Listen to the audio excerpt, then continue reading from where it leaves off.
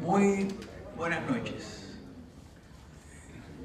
Agradecemos a todos su presencia en este auditorio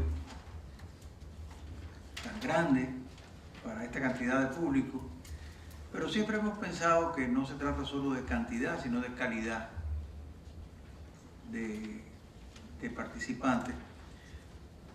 Sobre todo hoy que tocamos un tema que nos resulta tan importante, tan significativo, porque vamos a hablar de uno de los grandes intelectuales, no de México, sino de América Latina y del mundo, que observen que no digo fue, es Octavio Paz. Desde hace un tiempo, la Embajada de México en República Dominicana, sobre todo a través del interés de su embajador, José Ignacio Piña Rojas, nos propuso este encuentro, y a nosotros nos pareció imprescindible realmente que abriéramos un espacio para el mismo. El Centro León se siente muy honrado en contar con la presencia de nuestros panelistas, de los cuales vamos a hablar después, y de, sobre todo, haber tenido este acercamiento, que no es el primero, de colaboración con la Embajada de México. En nombre de María Amalia León, directora general del Centro León y directora de la Fundación Eduardo León Jiménez, quien por razones de fuerza mayor a última hora se vio impedida de estar con nosotros esta noche.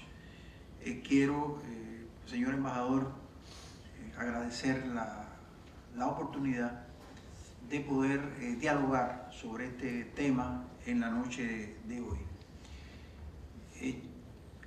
Obviamente conmigo se encuentran un conjunto de panelistas, además del señor embajador, pero yo no voy a presentarlo, voy a dejar que sea la señora Soledad Álvarez quien tenga a su cargo la presentación de quienes nos acompañan esta noche, y un poco ella va a llevar a cabo la moderación de este encuentro.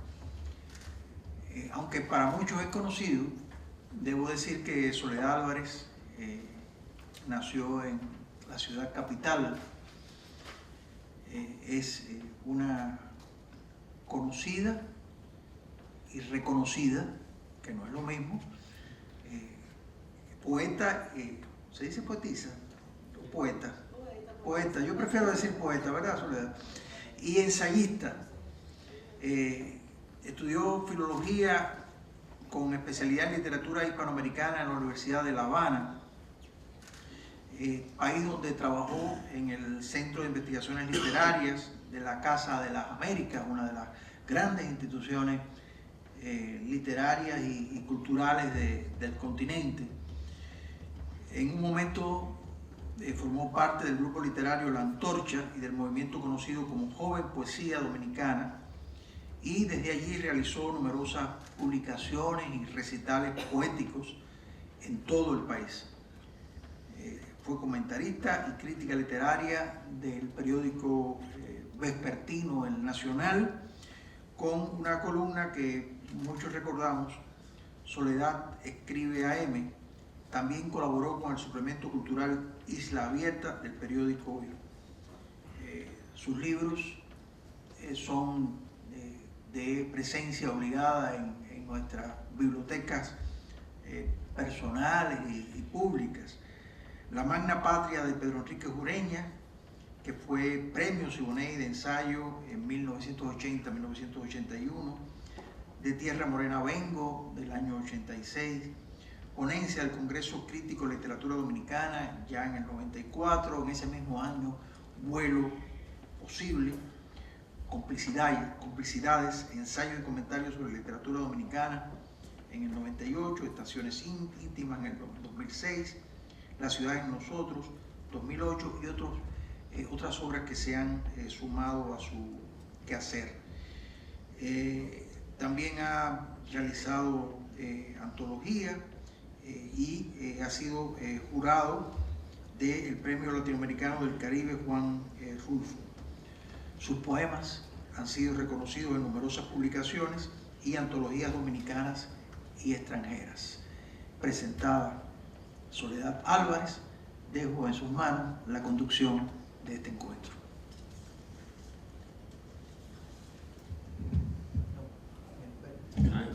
Buenas noches.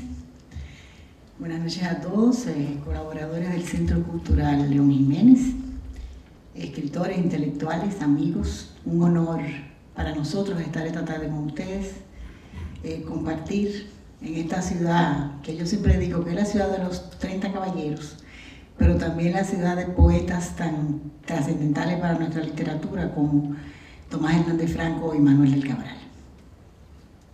Santiago, que esta noche se une al mundo, ¿verdad?, y a la comunidad hispanoamericana, en la conmemoración del centenario del nacimiento del insigne, del reconocido, del amado escritor Octavio Paz, Premio Nobel de Literatura, 1990, Premio Cervantes, 1991, y Premio Príncipe de Asturias, 1993.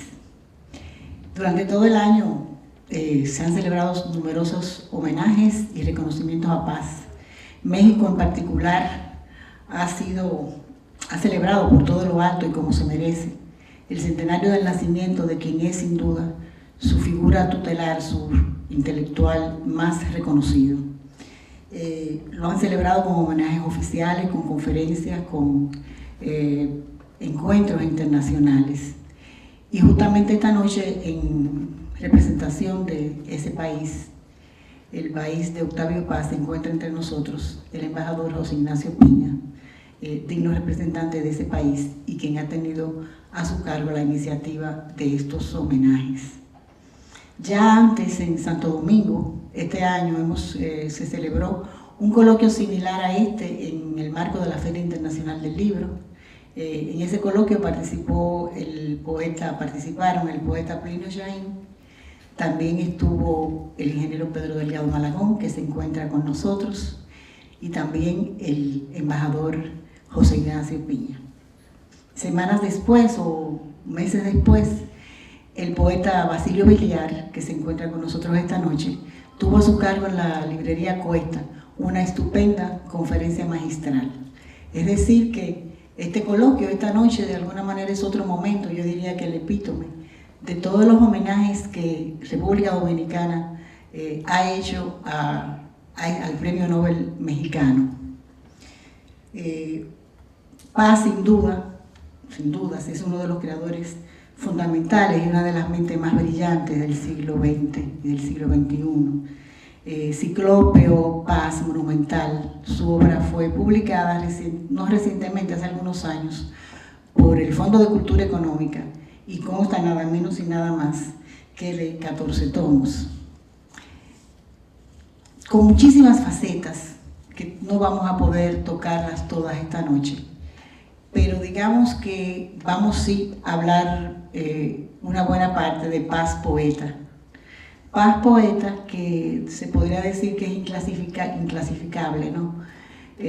Ya ustedes oirán de parte de Basilio, quizás toque esa parte de Paz. Cómo pudo tocar en esa constante de tradición y ruptura que siempre le caracterizó, desde las vanguardias, fundamentalmente el surrealismo, ¿no?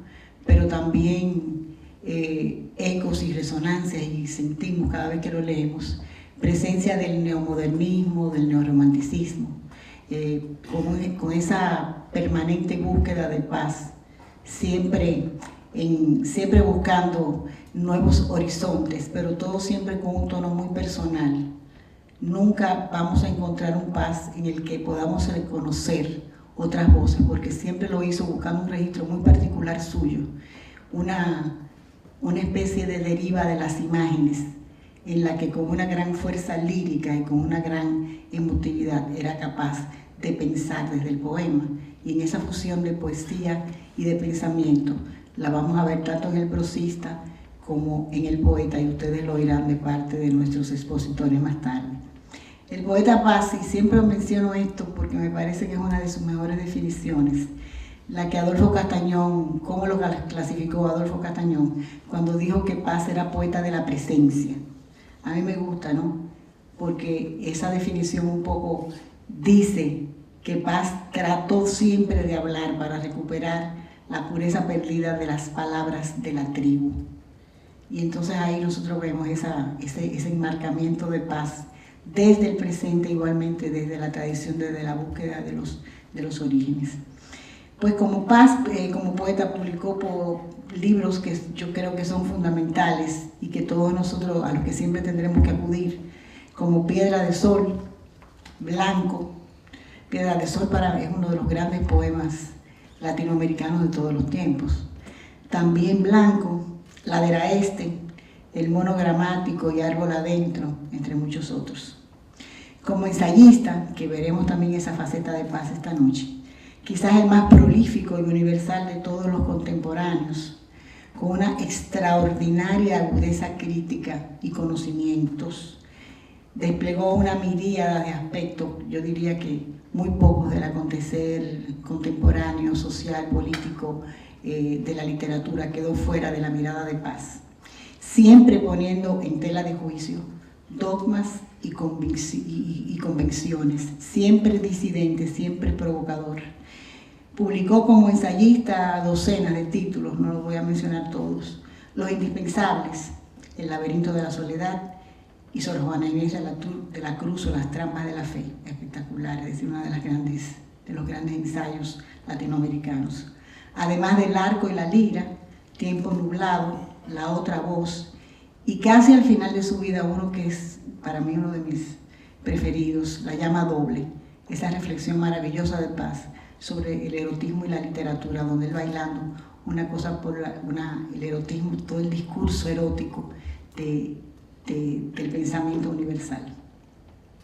Una de las facetas también, que no sé si nos dará tiempo a tocarle esta noche, pero que quedará siempre pendiente, de Paz, es la de defensor de la libertad, colocándose desde muy temprano en esa tercera vía.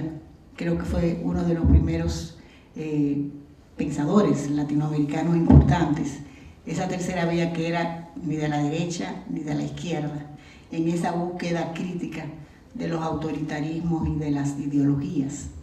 Y quiso desde ese momento y desde mucho antes, Paz encarnó a mi juicio lo que es el dilema del escritor latinoamericano, y también marcó mucho la deriva del pensamiento, del pensamiento latinoamericano político, ¿no? Y lo hizo no solamente desde sus libros y desde su trabajo en la prensa, sino también desde los proyectos editoriales, que ojalá que al menos en las preguntas que ustedes nos van a hacer al final salga, que es su trabajo en la revista Vuelta y después en Letras Libres, que todos nosotros siempre buscábamos y todavía seguimos buscando, ahora bajo la dirección del mexicano Enrique Krause, que sigue siendo una estupenda publicación. A estas facetas que he mencionado muy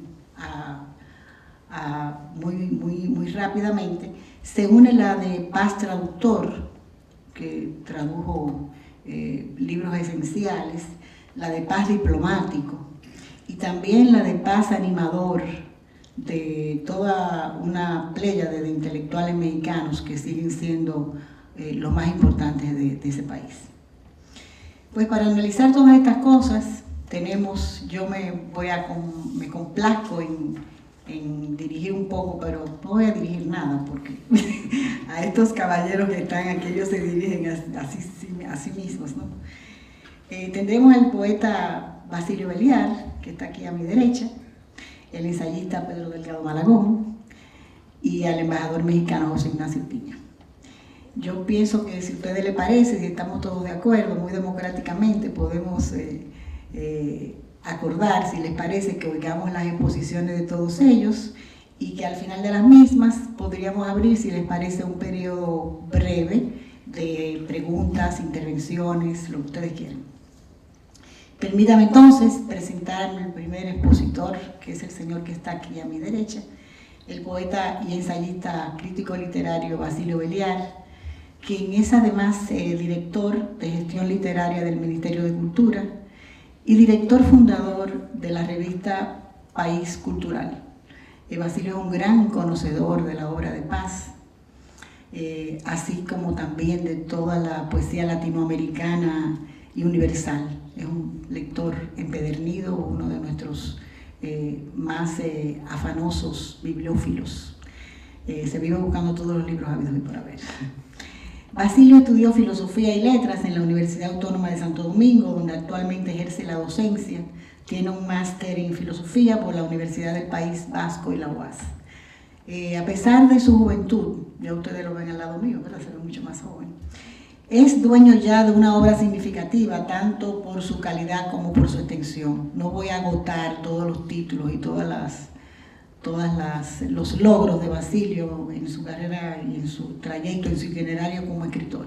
Solamente voy a decir que como poeta es autor de 7 libros, más o menos, uno de los cuales mereció el Premio Nacional de Poesía 2002, titulado Sueño Escrito, al que siguieron, entre otros, Balada del Ermitaño, Piel del Aire, Los Pliegues del Bosque y recientemente Prácticas de Sueño, que creo que todavía ni siquiera lo he puesto en circulación. Es maravilloso libro. Como ensayista y crítico ha publicado 4 títulos, aproximadamente, entre otros Soberanía de la Pasión y El Imperio de la Intuición, además de numerosas antologías. Entre las más destacadas, una antología del poema en prosa en Santo Domingo, que es un tema que ha sido poco tocado o poco antologado, y también la que realizó junto al poeta José Mármol para la editorial Visor de España, una de las pocas publicaciones a nivel internacional de una editora que funciona y que circula muchísimo, y es una antología de poesía de la República Dominicana. La intervención de Basilio esta noche va a versar sobre el tema de la soledad, pero también un poco de una manera más general. Él tuvo su conferencia magistral en la Cuesta, en la librería Cuesta. ¿Puedo decir el tiempo que te tomaste? No, pero sí, para que ustedes vean la categoría y el conocimiento de Basilio, fue realmente una conferencia magistral de casi cerca de 1 hora y media, 1 hora y 45. Realmente es un trabajo espectacular. Él ahora ha hecho una síntesis de la síntesis de la síntesis, pero para que ustedes sepan que aparte de lo que él va a decir, pueden preguntarle muchísimas cosas más. Entonces dejo a Basilio con ustedes. Muchísimas gracias. Me siento muy honrado de esa maravillosa presentación tan merecida de Soledad sobre mí. Y muy contento de estar aquí en Santiago, aquí en el Centro León, una especie de reencuentro con muchos amigos admirables que han venido aquí a escucharnos a nosotros, y sobre todo el hecho de compartir la mesa de exposición con el estimadísimo amigo, el embajador José Ignacio Piña, y también con el entrañable amigo Pedro Delgado Malagón, quien también, como dijo Soledad, participó de un coloquio que organizamos en la Feria del Libro pasada sobre Octavio Paz. Ambos, los 3, también Soledad, quien fue moderadora, y Plinio Chaín, quien no está aquí presente. Tal y como dijo Soledad, en la conferencia que dicté en la librería Cuesta, hablé muy amplio de toda la faceta de Paz, el traductor, el crítico de arte, del poeta, del ensayista, y de los libros fundamentales que constituyen unidades, ¿no? Es decir, El laberinto de la soledad, Al arco y la lira, La otra voz, etc. Pero ahora yo solamente voy a circunscribir, solamente hablar del tema de la soledad que está expresado en su maravilloso libro El laberinto de la soledad. La variedad temática, originalidad conceptual, gracia estilística, audacia imaginativa, magia verbal, brillo de su prosa, profundidad de pensamiento y lucidez exhibidos por Octavio Paz, lo sitúan en un tiempo y un espacio culturales de sorprendente y espléndida vigencias. Al arribar a la mitad del siglo XX, Octavio Paz publica su obra cumbre sobre el pensamiento mexicano moderno. Se trata del Laberinto de la Soledad de 1950, cuando el joven intelectual apenas tenía 34 años. Una obra seminal en su trayectoria como pensador de la historia y la cultura de México, que lo llevaría a tener un sitial ejemplar en la vida cultural de su país. Una figura polémica, devoto de la crítica como ejercicio de libertad intelectual, Paz nació maduro, adquirió una sólida cultura como resultado de su pasión lectora al heredar de su abuelo una biblioteca. La irrupción del Laberinto de la Soledad en la escena intelectual mexicana dejó una huella indeleble en el mediodía del siglo pasado frente a las vertientes metafísicas, antropológicas y psicológicas de las interpretaciones históricas acerca del ser del mexicano, de su presente y su destino. Entre la historia y el mito aparece aquí la imaginación crítica como ejercicio del pensamiento libre que sirvió de acicate a la modernidad en estado analítico. Como un hiato en la historia del siglo XX en América Latina, el Laberinto de la Soledad se lee como una reflexión ontológica de la mexicanidad y, por extensión, como una pieza ejemplar en el arte de pensar, cuya extensión reflexiva se prolonga en Postdata de 1969, a raíz de la matanza de Tlatelolco, y se cierra como ciclo temático 25 años después con Vuelta al Laberinto de la Soledad en 1975. En su conjunto, esta secuencia manifiesta una línea de pensamiento que atraviesa el centro motriz de sus preocupaciones intelectuales por la historia de México, su devenir y su presente, que han suscitado no pocas controversias, malestares y críticas. Como se ve, Paz no reconoce haber escrito una obra filosófica de carácter ontológico sobre México, sino una obra resultante de la imaginación y la crítica. Elogio de la crítica y la sensibilidad histórica, con zonas líricas, El Laberinto de la Soledad es una alegoría a la condición del mexicano y del latinoamericano, en la que la soledad se transfigura en una metafísica vinculada al individuo y a la conquista y a la historia de la conquista y la colonización del Nuevo Mundo. La soledad como búsqueda de la otredad es asimismo un encuentro con la unidad del ser en una especie de esencial heterogeneidad del ser, para decirlo con una frase del poeta Antonio Machado, que tanto citaba Paz. En resumen, la metafísica de la soledad es una manera de explicar la ontología del mexicano en Octavio Paz. Paz sostiene, cito, en cuanto a mí, yo no quise hacer ni ontología ni filosofía del mexicano. Mi libro es un libro de crítica social, política y psicológica. Es un libro dentro de la tradición francesa del moralismo.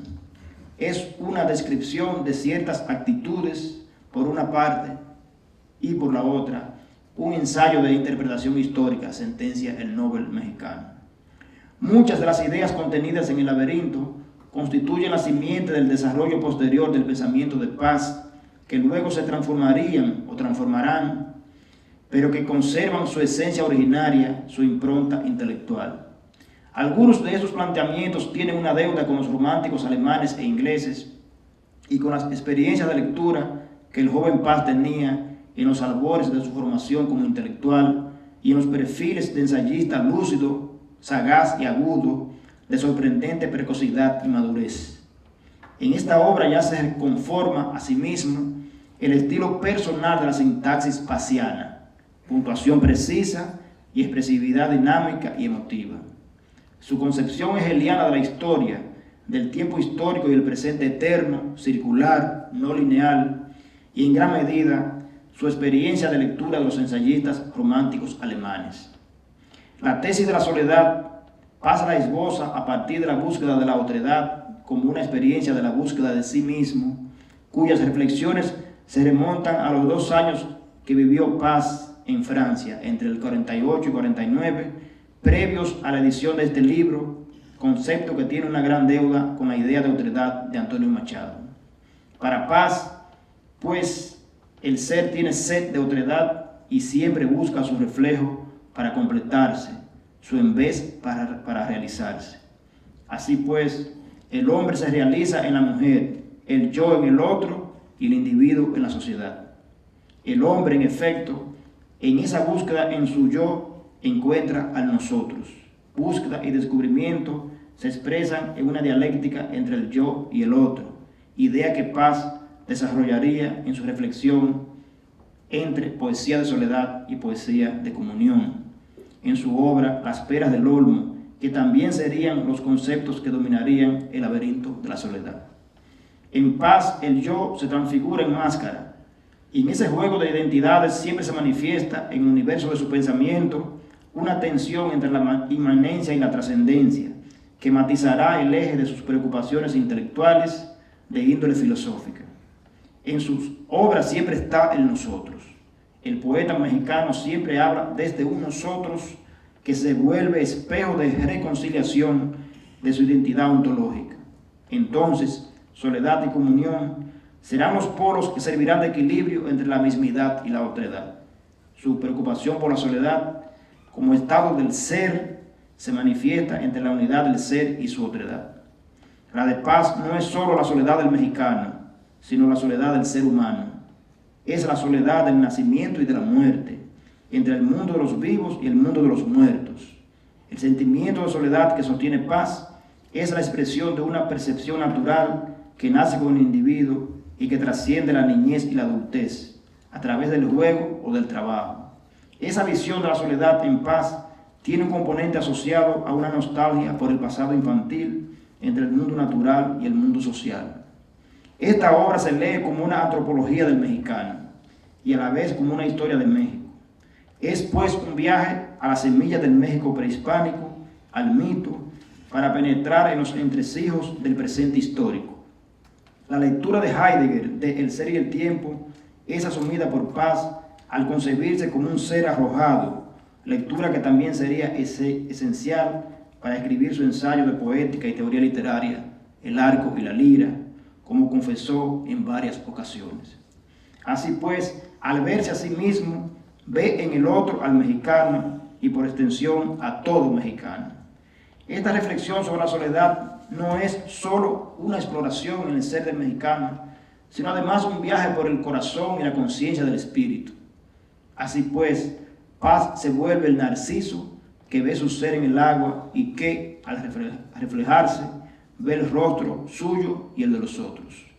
El concepto de soledad en Paz tiene una connotación antropológica en tanto destino del ser histórico del hombre, de los pueblos y las naciones. Estudio lúcido de la historia del presente, este texto contiene ideas visionarias e iluminadoras sobre el México sagrado e histórico, el mexicano, sus fiestas y sus ritos. Paz se revela como poeta y profeta, que busca iluminar el pasado mexicano desde una tradición romántica, donde vida, poesía e historia se funden en una simbiosis filosófica. Como se ve, Paz inventó mundos, no sistemas de ideas ni ideologías, mediante los supremos recursos literarios de la analogía y la metáfora, con una gracia estilística deslumbrante. La historia le sirvió a sí mismo de inspiración y la filosofía como materia de ficción con las que condimentó su imaginación letrada. Paz siempre usó el amor y la poesía erótica como una vía de escape para huir del tiempo de la soledad. De ahí que la comunión representa un oasis de amor para conjurar la soledad humana desde la infancia a la vejez. Para el autor de Sor Juana Inés de la Cruz o Las trampas de la fe, la poesía deviene, en efecto, acto de magia que impide el desencanto del mundo, donde la aventura del amor se vuelve una pasión heroica. Paz quiso erigirse desde esta obra germinal, ser el profeta de la sociedad y de la sociedad mexicana, desde el amor y la reflexión poética, de modo que pretendió, sin lograrlo desde luego, entregarles a los mexicanos un manual para enfrentar la soledad y la desesperación.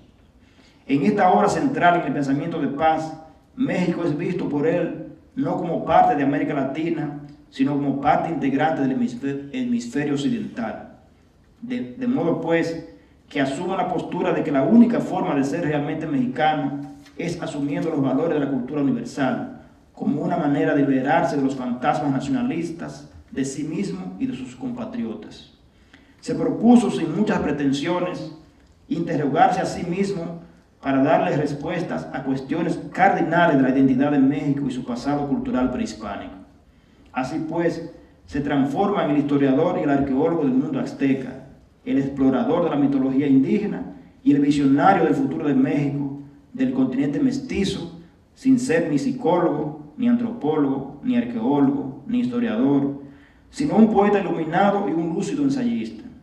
Esta preocupación por el pasado de México y del Nuevo Mundo, así como por su penetración analítica del presente y su anticipación de muchas ideas y acontecimientos históricos, hacen de él uno de los forjadores y precursores de la modernidad de Occidente, y en especial de América Latina, en la segunda mitad del siglo XX, cuyas permanentes reflexiones lo ocuparon gran parte del siglo pasado.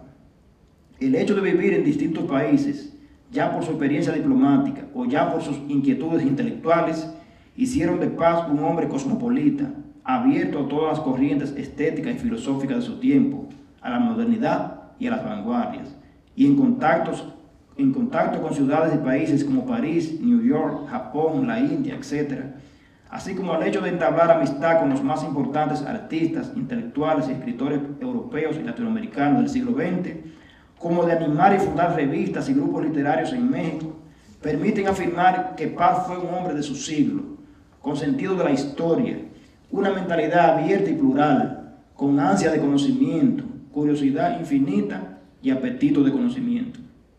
En efecto, Paz fue un soñador racional y amante de la libertad, y a la vez un eterno espíritu crítico, para quien lo mismo le daba ocuparse de pensar, analizar y reflexionar sobre un cuadro de pintura, un poema, una novela, una idea, o hablar acerca de un pintor como de un filósofo, o pasar de la política a la historia, de la literatura a la filosofía, de la arqueología a la antropología, de la lingüística a la sociología, de la crítica literaria a la crítica de arte, de la teoría poética a la teoría del lenguaje, de la historia de las ideas a la historia de las religiones, del mundo oriental al mundo occidental, todo trabajado con profundidad y libertad, competencia y conocimiento, autoridad y gracia. Su buceo en los orígenes de nuestro pasado lo condujo a una búsqueda de la modernidad en una ruptura con el tiempo histórico y una obsesión por fundar o encontrar una filosofía del mexicano y del latinoamericano, y a la vez como una manera de formar parte de lo universal.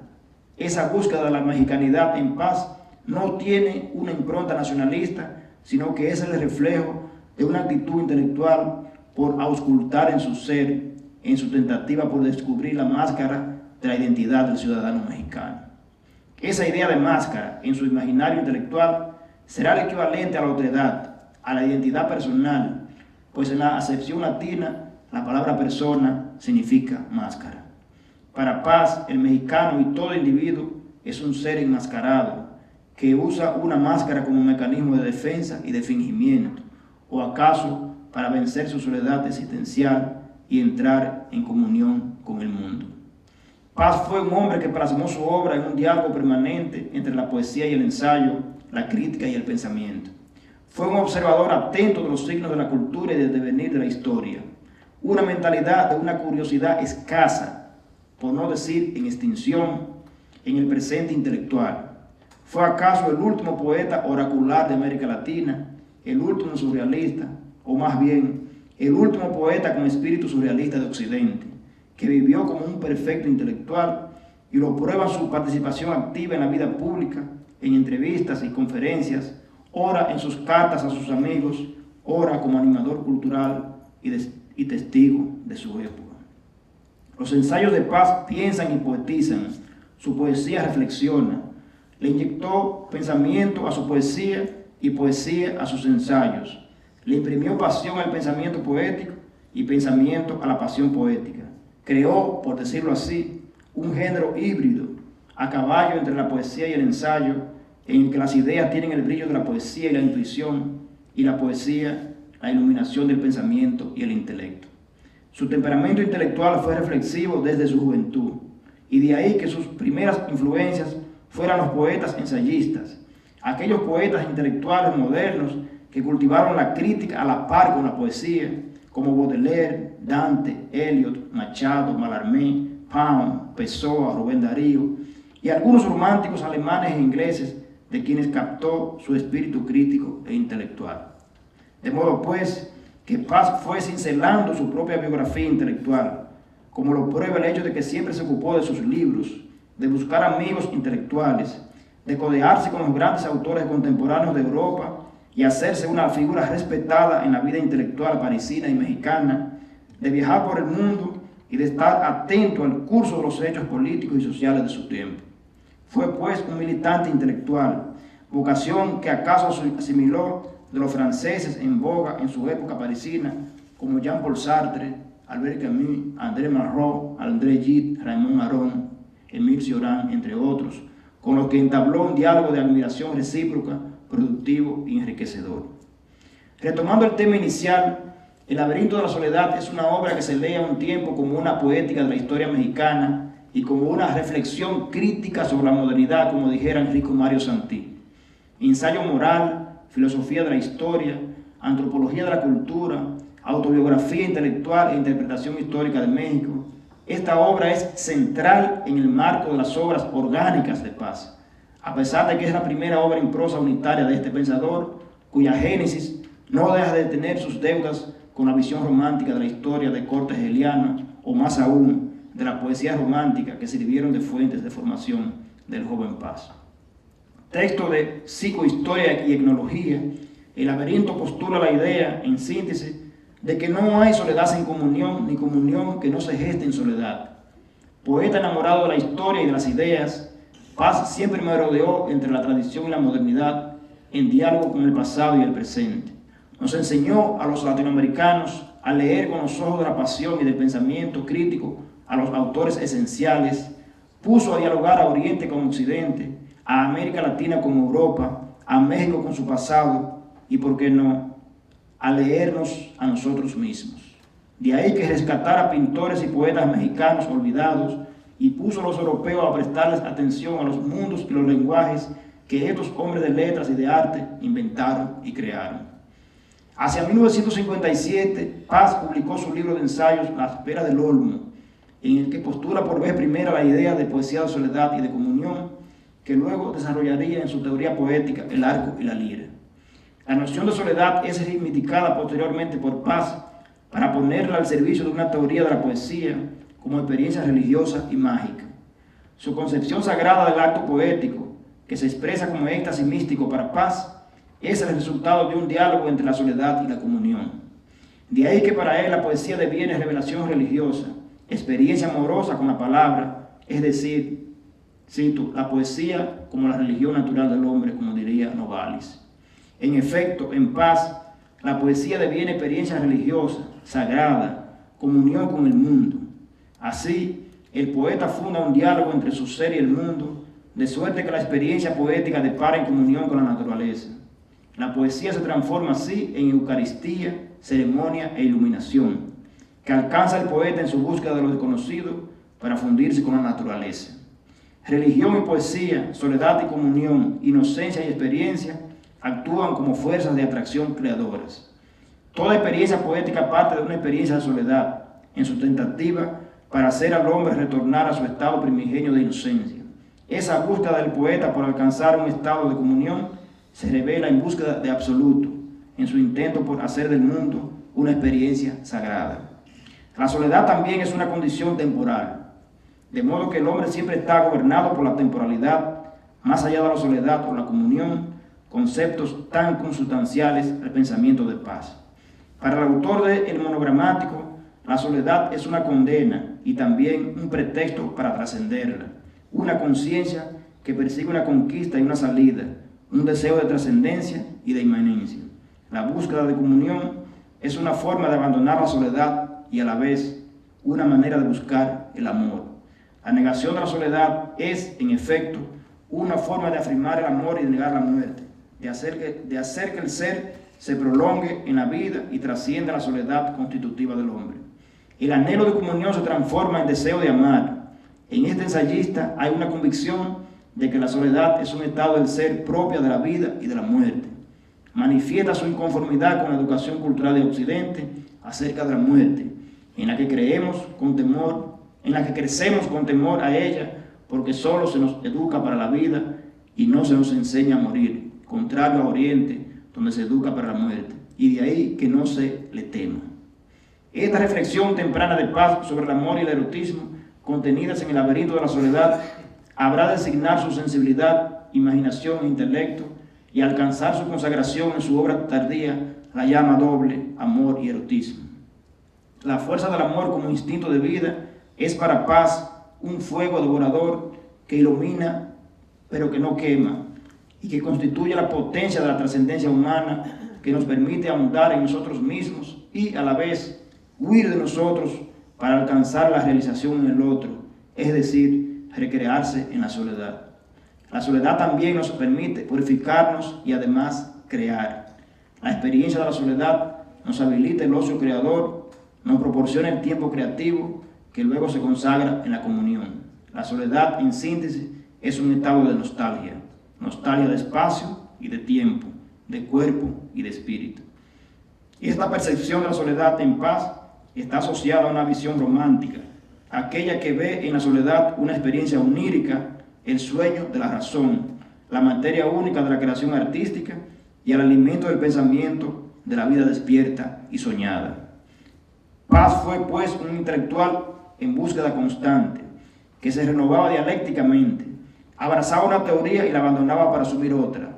Así lo vemos pasar y atravesar por el marxismo, la semiología, el existencialismo, el estructuralismo, el surrealismo y el psicoanálisis, con lo cual concibió el saber como un diálogo y las ideas como cuerpos en movimiento, como signos en rotación, para usar una expresión suya.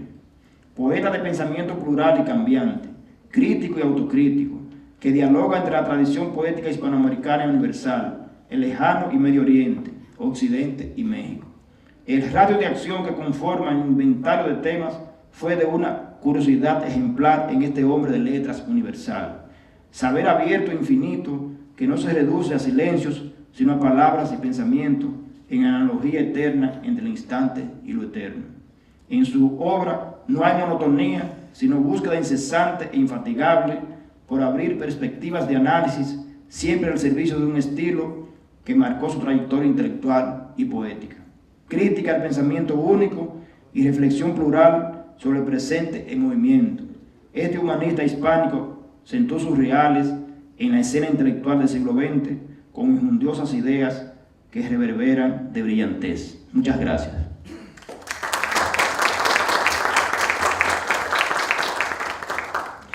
Gracias a Basilio por su intervención, que ya ustedes habrán apreciado cómo desde la soledad pudo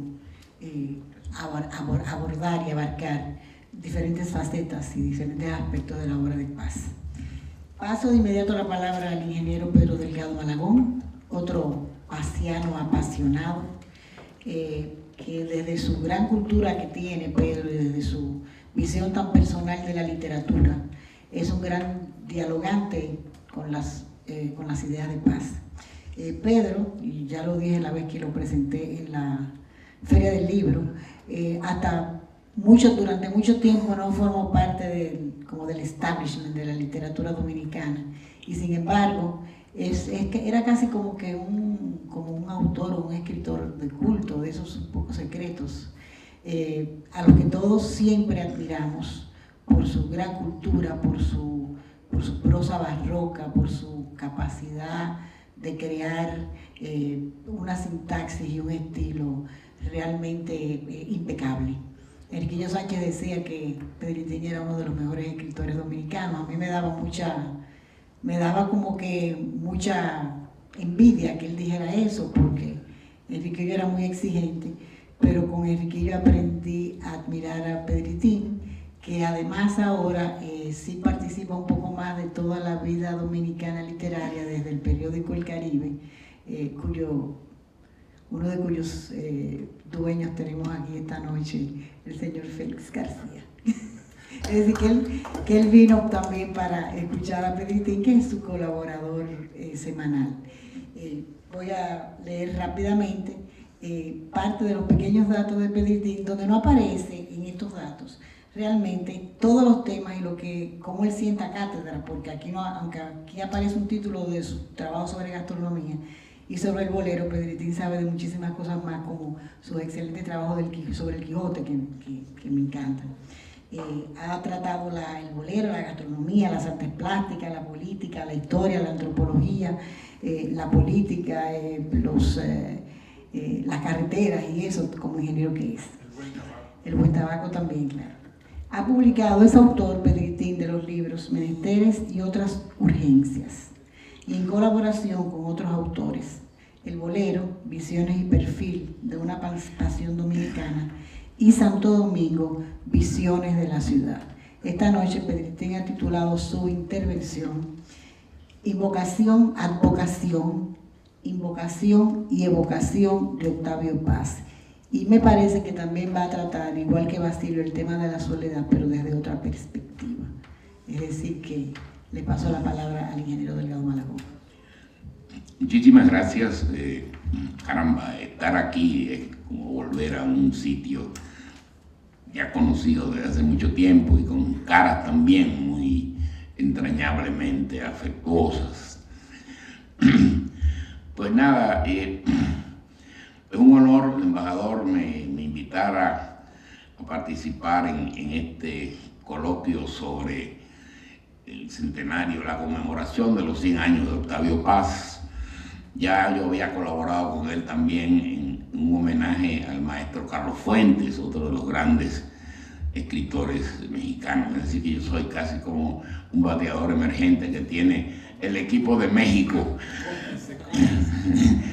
un cómplice del embajador de México. Pero bueno, Octavio Paz, como ya ha dicho Soledad, como dijo Basilio, es probablemente una de las presencias más altas de la literatura hispanoamericana, comparable, yo diría, a Borges, o a la misma altura de Neruda, o de César Vallejo, de las grandes cumbres de la literatura hispanoamericana. Julio Cortázar, no todos han ganado premios Nobel, pero son de la misma categoría, García Márquez, etc.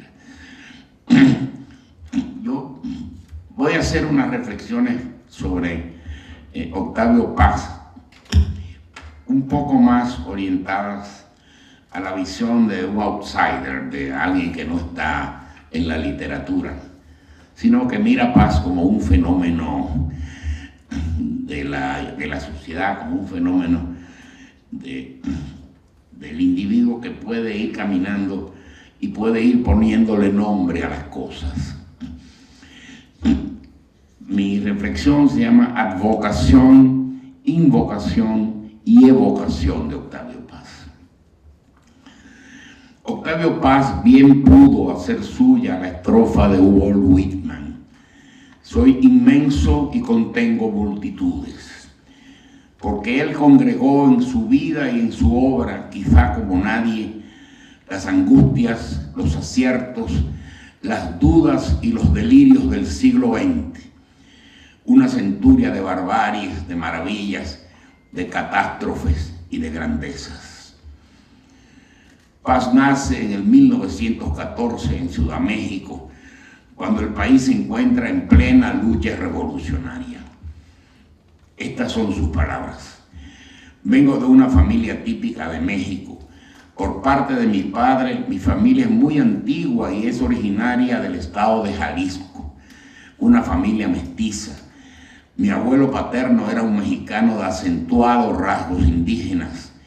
Mis abuelos maternos eran andaluces y mi madre nació en México. Con 14 años, ya poeta, él asiste a cursos y escucha profesores que nada le dicen, que nada le enseñan. Concurre a la Facultad de Filosofía y Letras para satisfacer a sus padres, pero no le interesa obtener un título universitario. Como autodidacta, se inclinó él según sus preferencias literarias y artísticas, políticas y sociológicas. ¿Acaso anticipando ya que en Hispanoamérica la ideología era el sustituto de la teología? Con 17 años su actividad es notable. Funda y dirige revistas a la vez que anima grupos literarios. Ha leído a Lorca, a Rafael Alberti, a Pedro Salinas y a Jorge Guillén. Conoce asimismo a Machado y a Juan Ramón Jiménez. En su revista Barandal, de la que fue fundador y director, se publica en 1933, con 19 años Paz, un fragmento traducido del Ulises de James Joyce.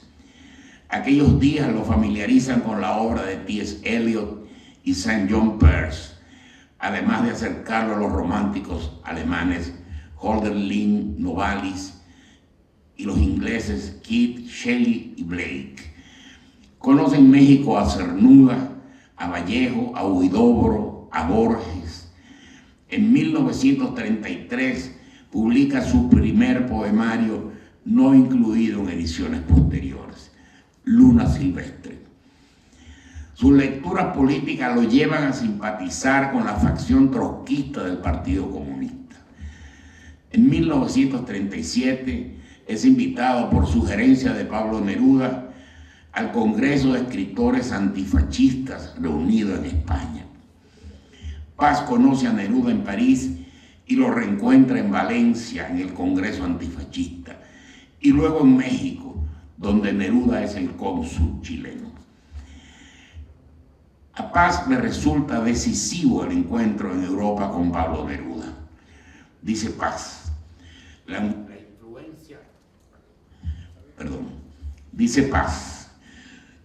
influencia de Neruda fue como una inundación que se extiende y cubre millas y millas, aguas confusas, poderosas, sonámbulas, informes. Pero lo que Neruda le aporta de genialidad poética y deferencia amistosa lo rebaja con su sectarismo y su demanda de sumisión. Paz se pelea con él, con Neruda, y desde aquel instante se aleja para siempre de un tipo de poesía esclavizada a un compromiso. Neruda detesta a los artepuristas, a los cultivadores del arte por el arte. Paz, en contraste, defiende el derecho a la libre expresión. La discordia con Pablo Neruda significará, pues, el abandono de una estética y de una ética fundadas en la utilidad política de la poesía. Por la fugacidad de este coloquio, de este encuentro, pienso que solo me será posible hablar de tres instancias, las que a mi juicio articulan el eje creativo esencial de Octavio Paz. Estas obras son El laberinto de la soledad, que ya mencionó mi amigo Basilio Beliar, El arco y la lira y Piedra de sol. Tras vivir algunos años en los Estados Unidos, lo que le permitió observar la vida y las tribulaciones de los emigrantes mexicanos, de los pelados, como llaman, en 1950, Octavio Paz publica su ensayo El laberinto de la soledad. Quizá podríamos llamar a este libro el texto infinito de México o acaso el discurso del México infinito. En estas reflexiones, Paz propone una búsqueda de la identidad mexicana a través de la investigación, que en muchos casos se transforma en creación de mitos poderosos y salvajes que enlazan en ceremoniales de humo y de ceniza las fiestas y las expiaciones de la muerte. En El laberinto de la soledad, Octavio Paz procura definir las ficciones básicas y fundacionales del ser mexicano, del hondo mexicano, y al mismo tiempo intenta definirse a sí mismo. La imagen que tiene Paz de México y la que tiene de su propio ser aparecen confrontadas en El laberinto de la soledad y en Postdata, un libro que es la secuela del primero, publicado 20 años más tarde. Son estos escritos a modo de espejos de papel a los que será preciso asomarse para escrutar la esencia de Octavio Paz y la íntima raíz del mundo que lo envuelve. En esos años de búsqueda apremiante, México y Paz se recogen sobre sí mismos. El poeta se interna en los laberintos de la soledad de su pueblo y cual vertiginoso Teseo, a golpetazos puros y centelleantes, mata al Minotauro, para luego darse cuenta de su secreta identidad con el monstruo y de que ambos no son sino dos rostros de una misma realidad multiforme y aterradora. La muerte y sus símbolos constituyen el tema central del laberinto de la soledad. Son temas universales los que prevalecen por todo el texto. El conflicto entre la vida y la muerte, la oposición, yo, el otro, la idea del progreso posible, nociones enriquecidas, estas últimas, por el contacto del autor con la cultura oriental y las lecturas de Claude Lévi-Strauss.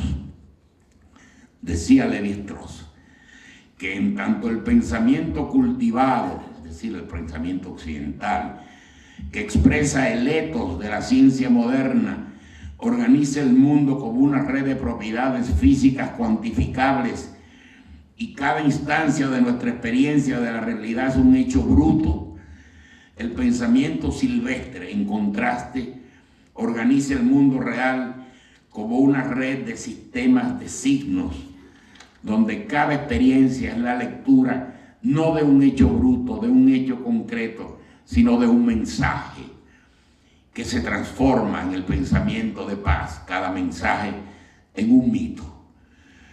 La preocupación por las máscaras mexicanas, otro de los temas principales del laberinto, lleva implícita una teoría de la cultura.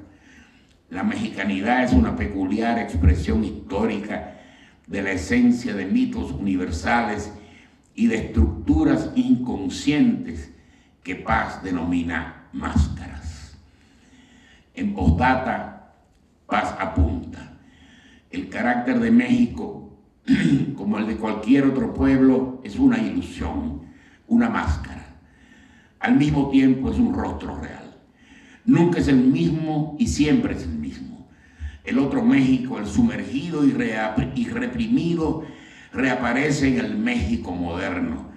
Cuando hablamos con él, hablamos con nosotros mismos. El caudillo vivió la historia como hazaña, el azteca como rito.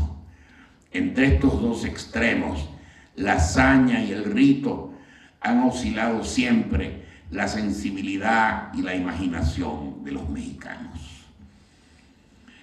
En El arco y la lira, publicado en 1955, uno de los textos básicos y más controvertidos de Paz, él reflexiona acerca de la poesía y la propone como una forma de existencia. Son las ideas de André Breton y el superrealismo. Las aspiraciones cosmopolitas del pueblo mexicano encuentran en Paz a su más digno representante. Conceptos como otredad, alteridad, ritmo, origen y tiempo quedarán ligados desde aquí, desde este libro, a su discurso. A partir del arco y la lira comienza la aproximación, digamos que la convergencia entre el lenguaje poético y la prosa de Octavio Paz. El flujo caviloso de la poesía ya no estará definido por la cadencia del ritmo y las cesuras de los versos, sino por la respiración y el tiempo interior de las palabras. El cuadro poético ahora es la imagen de una corriente que arrastra las hojas caídas de los árboles mientras nos habla del otoño y del bosque desnudo, en una imagen colectiva que con el agua y las hojas y la sombra nos dice algo que se asoma a los enigmas del tiempo y del movimiento. Él apunta: no son las sagradas escrituras de las religiones las que fundan al hombre, pues se apoyan en la palabra poética. El acto mediante el cual el hombre se funda y revela a sí mismo es la poesía. La poesía, cito a Paz de nuevo, nos abre la posibilidad de ser que entraña todo nacer. Recrea al hombre y lo hace asumir su condición verdadera, que no es la disyuntiva vida o muerte, sino una totalidad. Vida o muerte, un solo instante de incandescencia. El magno poema de Octavio Paz es Piedra de Sol. El magno poema de Octavio Paz es Piedra de Sol, publicado 2 años después del Arco y la Lira. Este resplandor de la palabra se funda en el calendario circular azteca y tiene 584 versos, lo que se corresponde con los 584 días del ciclo del planeta Venus. Los 6 primeros versos son idénticos a los 6 últimos, en la sustancia de un poema que deviene circular e infinito, mágico y desquiciante. Pienso de esta suerte, de esta manera, que nada sería más apropiado para finalizar mi intervención esta noche que leer esos 6 versos que abren y clausuran la Piedra de Sol. Un sauce de cristal, un chopo de agua, un alto surtidor que el viento arquea, un árbol bien plantado, más danzante, un caminar de río que se curva, avanza, retrocede, da un rodeo y llega siempre. Muchísimas gracias.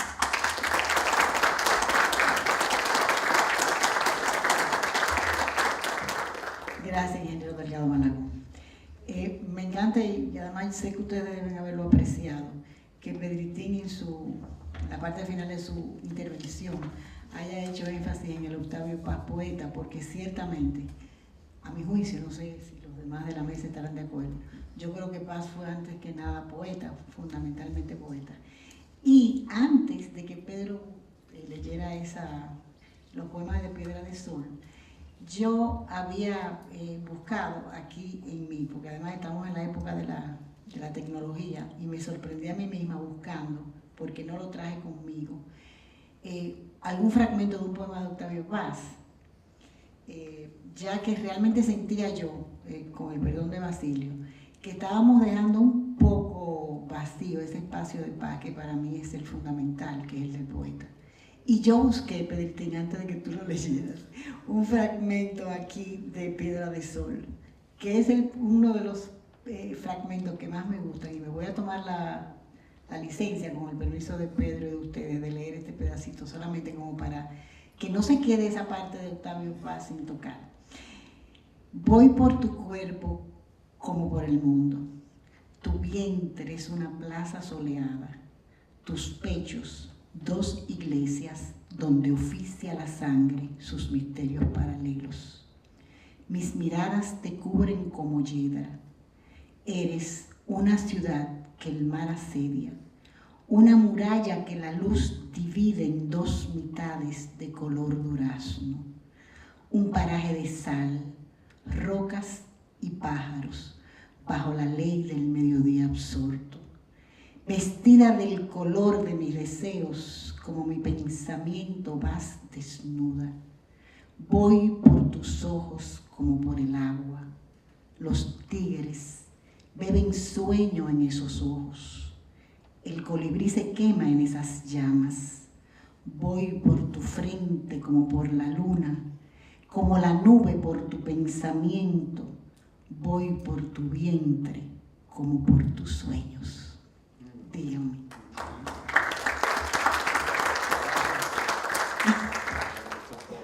Gracias, ingeniero.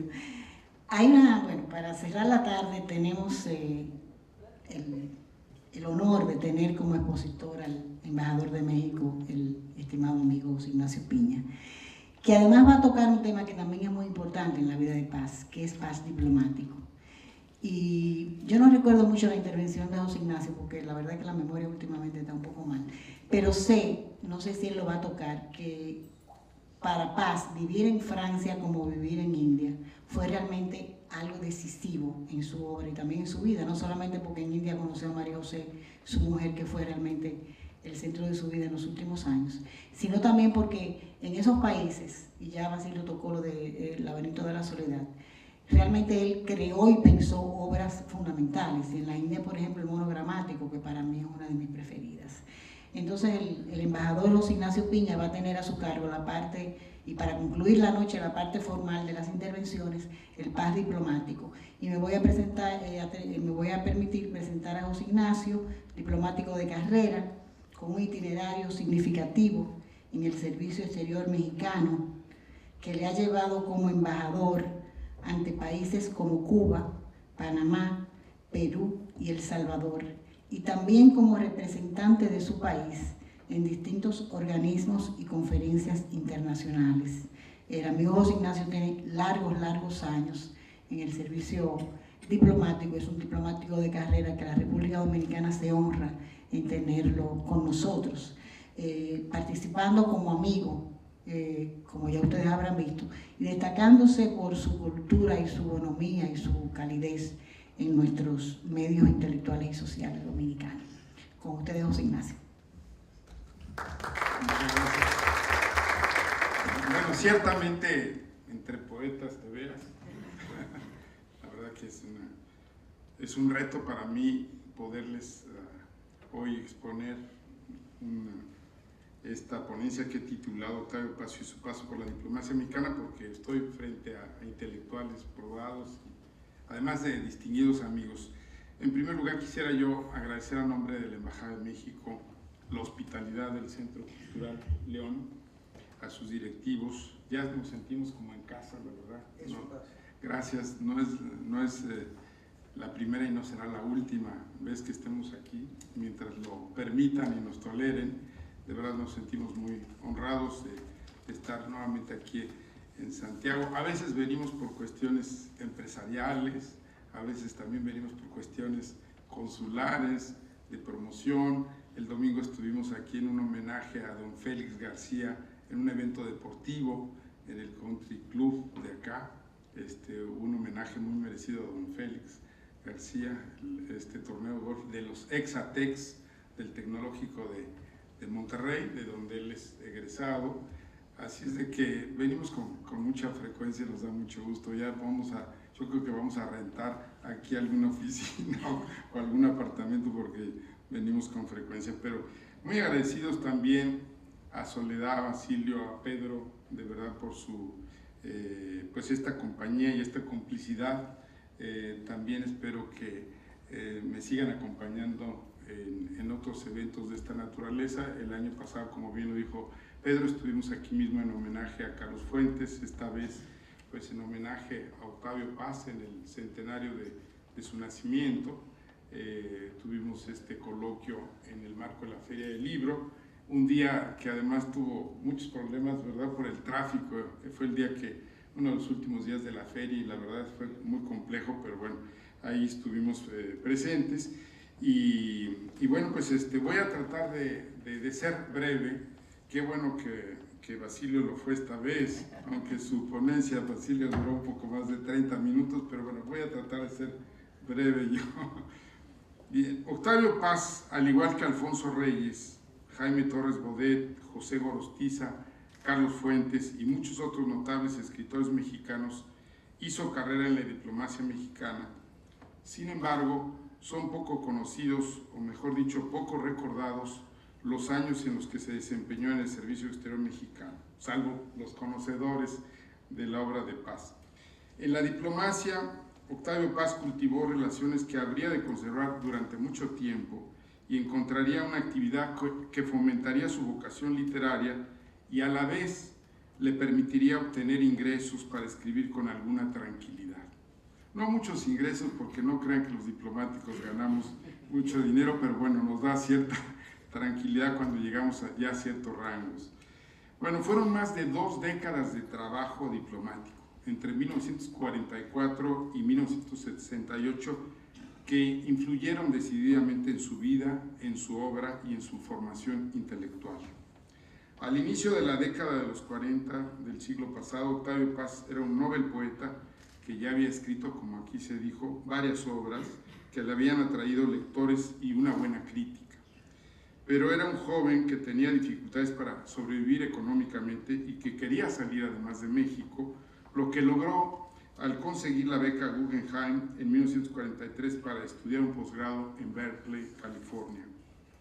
Ya radicado en los Estados Unidos ante su precaria situación económica, necesitaba buscar un trabajo.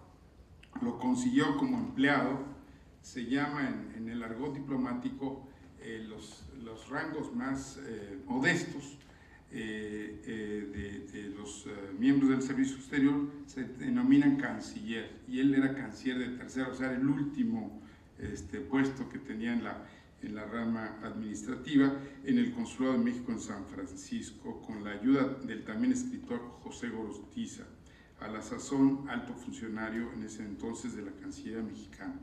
Y es el tiempo en que ingresa al servicio exterior mexicano, 1944, y en el que escribe un poema en prosa que se llama Visión del Escribiente, donde se reflejan sus sentimientos sobre el momento en que vivía.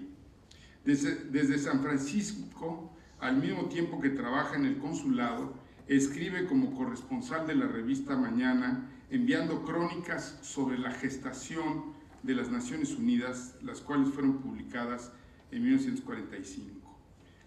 En ese año, Paz es trasladado al Consulado de México en Nueva York como canciller de segunda. O sea, ya había ascendido, había sido promovido un rango a canciller de segunda.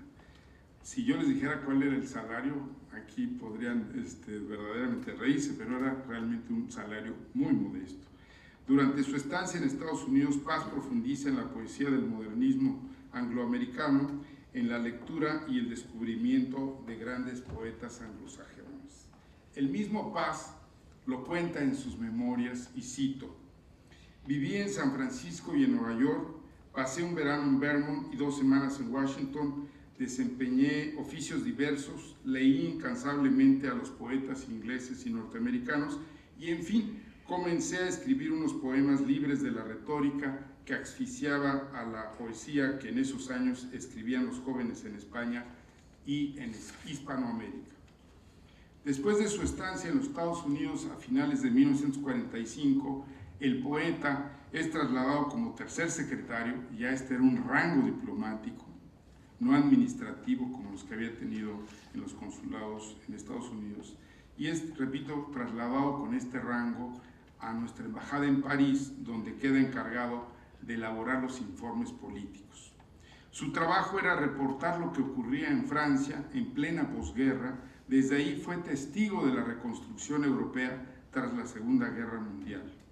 Los años en Francia le significan a Paz no solo el aprendizaje del oficio diplomático, sino que también son los años de los cambios ideológicos y de las definiciones en el mundo. Gracias a su estancia en Francia, conoce a intelectuales europeos e hispanoamericanos del París de la posguerra, colabora con las actividades del movimiento surrealista y con diversas revistas internacionales. Él mismo lo cuenta en sus memorias y cito: encontré amigos afines a mis preocupaciones intelectuales y estéticas, André Breton, Benjamín Peret, Albert Camus, Julio Cortázar, entre otros. En los años 50, como ya se dijo aquí, Paz publica 3 libros que son fundamentales. Libertad bajo palabra, en el 49, El laberinto de la soledad en el 50, seguido después de Postdata, que como bien lo dijo Pedro, 20 años después, y Águila o Sol en el 50, y que es un libro de prosa de influencia surrealista.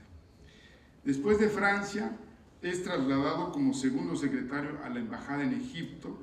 Posteriormente, Paz cubre una breve estadía en la recién inaugurada Embajada de México en la India en el año 51, y luego es comisionado como encargado de negocios en la embajada en Japón. Más tarde es trasladado a la delegación permanente ante los organismos internacionales con sede en Ginebra, en donde amplía su experiencia diplomática al ámbito multilateral, en donde va a ser director general, yo hace 40 años me inicié justamente en la dirección general que él encabezaba pocos años antes de que yo ingresara a la Cancillería en el año 74, pero precisamente me formé en esa dirección que él creó de organismos internacionales. En el 53 regresa a México y le es concedida una beca del Colegio de México. Este momento lo relata de la siguiente manera, y cito: tras 9 años de ausencia regresé a México. Era otra ciudad, como decía don Félix ayer en una cordial conversación, una ciudad todavía agradable, aunque ya empezaba a convertirse en el monstruo de ahora. Encontré una nueva generación muy distinta a la que había dejado. Cuando me fui, los escritores maduros eran los contemporáneos y yo era uno de los escritores jóvenes. Cuando regresé, Rulfo había ya escrito sus obras maestras. Aparecían los primeros textos de Marco Antonio Montes de Oca, Carlos Fuentes, Elena Poniatowska, Tomás Segovia, etc. Entre 1956 y 59, Paz se dedica a escribir y participa en la fundación de varias publicaciones. Se divorcia de la escritora Elena Garro, con quien se había casado en 1937 y con quien tuvo su única hija, Laura Elena, que por cierto falleció a principios de este año.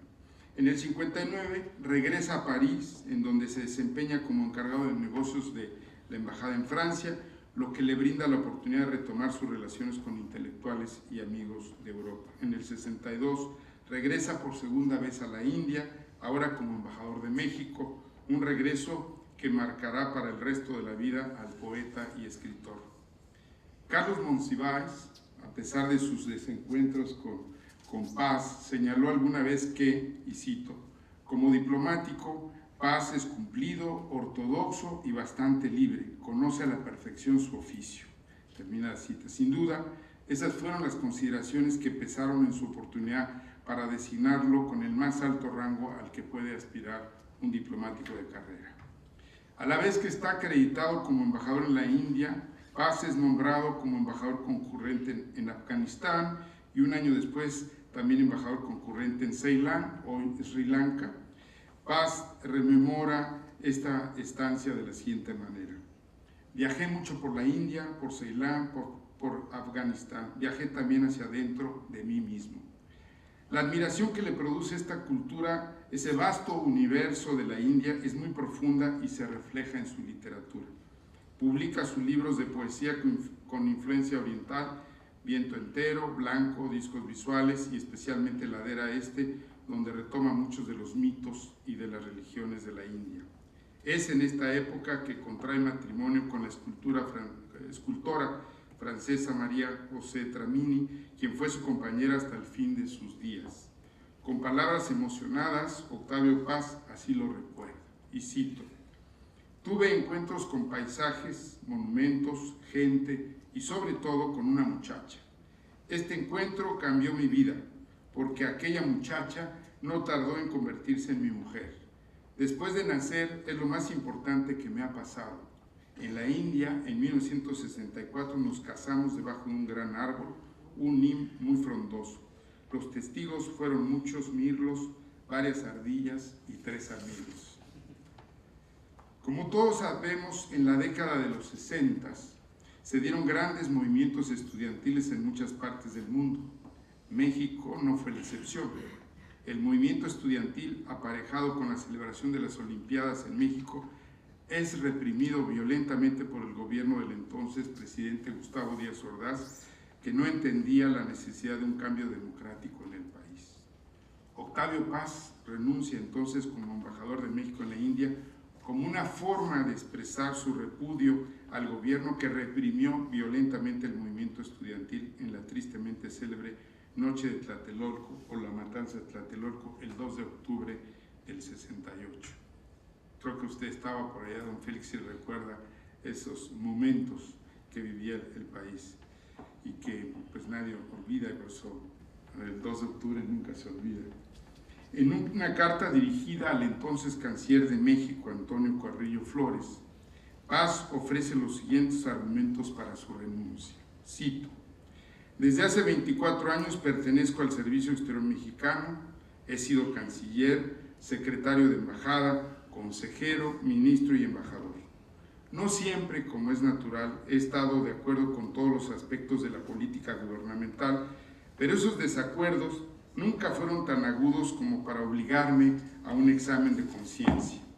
Ante los acontecimientos últimos, he tenido que preguntarme si podía seguir sirviendo con lealtad y sin reservas mentales al gobierno. Mi respuesta, dice Paz, es la petición que ahora le hago. Le ruego que se sirva a ponerme en disponibilidad, tal como lo señala la ley del Servicio Exterior Mexicano. Fin de la cita. Esta fue la última responsabilidad de Octavio Paz como diplomático. Nunca más regresaría al servicio exterior ni trabajaría para ningún otro gobierno.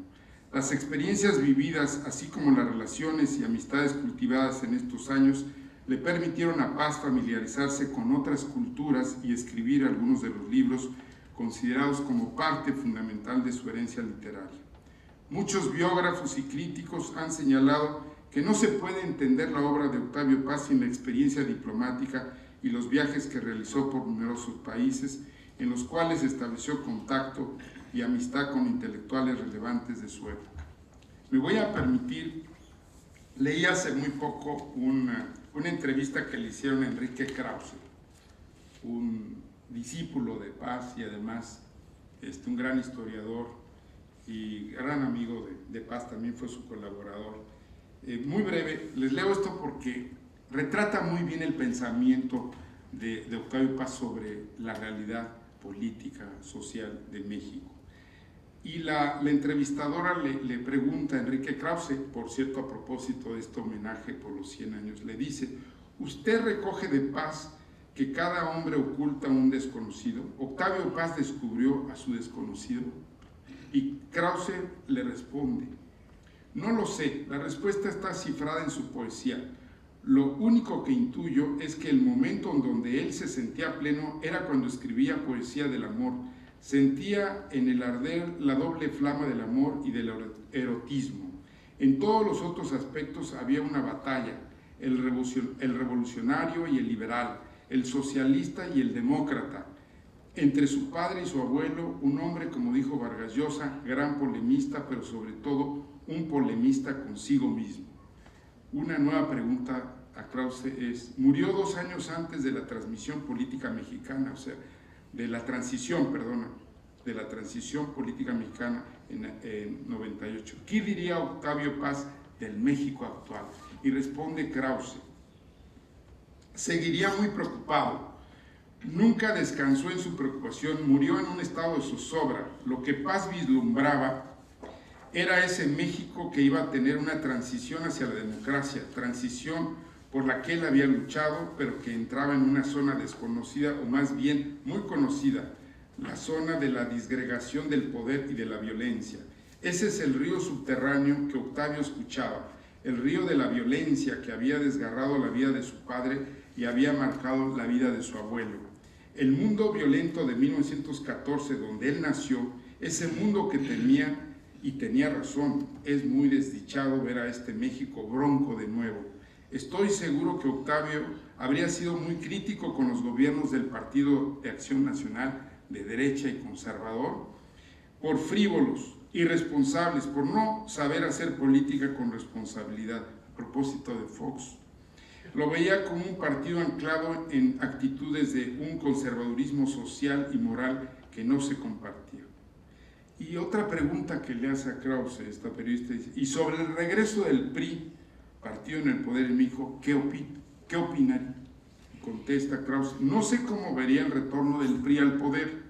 Lo único que sí creo que le gustaría está en el terreno de la completa hipótesis, es que estamos construyendo con dificultades un país realmente democrático, y tampoco creo que vería mal el ánimo reformista que existe ahora, porque es adverso a las estructuras burocráticas monopólicas.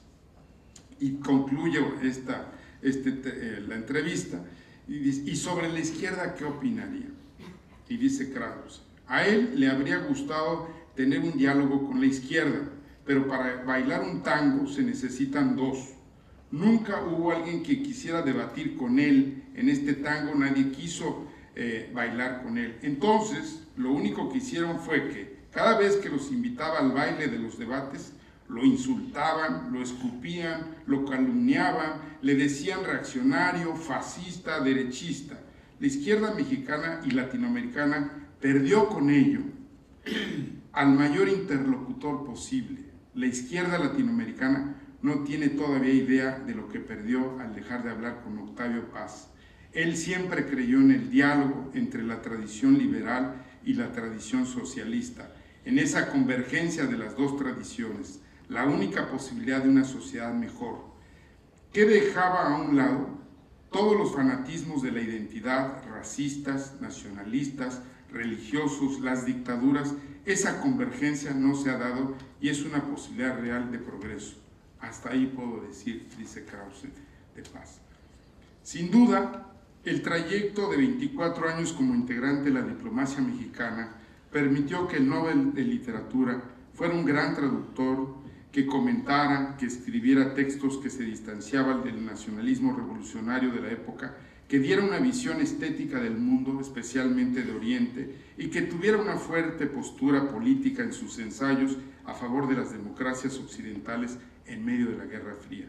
El intercambio de ideas, ya fuera como conversación, debate o polémica, fue una de las pasiones de Octavio Paz, y su magnetismo intelectual fue tal que pudo reunir en torno, así como amigo, como escritor y como editor, a muchos de los pensadores más importantes de su tiempo. Svetan Todorov, filósofo, lingüista e historiador búlgaro, en el más reciente homenaje a Octavio Paz, realizado apenas en marzo en México, destacó lo siguiente: hay tres cosas con las que me quedo de Paz: su capacidad de leer la identidad, su capacidad de pensador independiente, en ningún sentido quiso complacer al poder en turno, siempre estuvo comprometido con sus principios de verdad y de justicia, criticó al gobierno incluso trabajando para uno, lo que no se ve muy seguido, pero lo que se ve todavía menos es que lo mismo hizo una crítica a la democracia liberal que al comunismo. El tercer elemento destacado por este pensador búlgaro, y con esto concluyo, se refiere a los esfuerzos de Paz por demostrar la importancia que tienen las artes, la literatura y la poesía para entender al mundo, en especial en un tiempo en que los líderes políticos creen que no es necesario ser creativo, que el arte o la cultura, en el mejor de los casos, son una decoración. Mientras tanto, Octavio creía que ahí estaban los elementos fundamentales para entender al mundo. Hizo ver a la gente, a los líderes, que no es así, que necesitamos recurrir a las artes para podernos entender y crecer como sociedades. Gracias por su presencia esta noche y gracias a Octavio Paz por su legado y por honrar a México.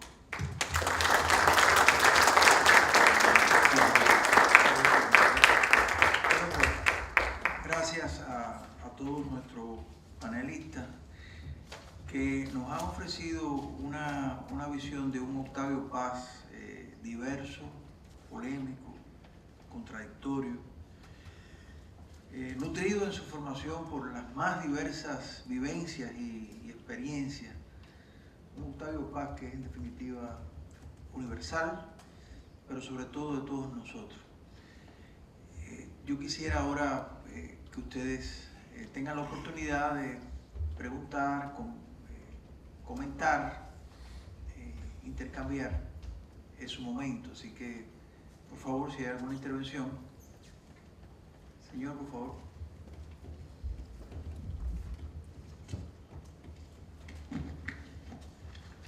Gracias al Centro León por esta oportunidad. Quiero felicitar a poco público que ha concurrido. Se necesita hacer más publicidad, porque un evento como este, delante de dos poetas contemporáneos de nuestra historia, es un honor y un privilegio estar ante Basilio y doña Soledad Álvarez. Gracias. Y dos genios panamericanos. Gracias por su presencia y gracias por su aporte. Mi nombre es Jorge Vitoriano Jiménez García, gestor del Frente Patriótico San Francisco de Asís. Apenas iniciamos el siglo XXI del tercer milenio. somos afortunados de estar entre estos genios contemporáneos, Basilio y Soledad, en compañía de dos grandes expositores latinoamericanos, como es el señor Maragón y José Ignacio. Como le dije a Bernardo Vega, gran historiador y ensayista dominicano, que vino a hablarnos sobre la invasión de Peña-Venable, un gran legado al Centro León. Le apuntó la lista de los primeros patriotas al Centro León, con oportunidad de que se le haga un homenaje a Conde de Peñalba, que nos enseñó a los dominicanos a respetarnos y a tener dignidad por nuestra tierra. Pero ¿qué sucede con Bernardo Vega? Es una pluma a favor de la clase oligárquica que nos domina. De la misma forma, no quiero que el mismo hechizo que le hizo Leonel Fernández a ese genio le suceda a ustedes. Otro día le hacemos el panegírico o no, a Bernardo Vega. Ahora vamos a ceñirnos a Octavio Paz, que es el tema que nos ocupa. Bueno, el sátrapa Leonel Fernández traicionó no solo a Juan Bosch, traicionó a Octavio Paz, traicionó a Benito Juárez. Pero con sus ayudas o sin sus ayudas, nosotros vamos a luchar y vamos al frente. A mi pregunta viene, ¿puede al señor Maragón y a José Ignacio,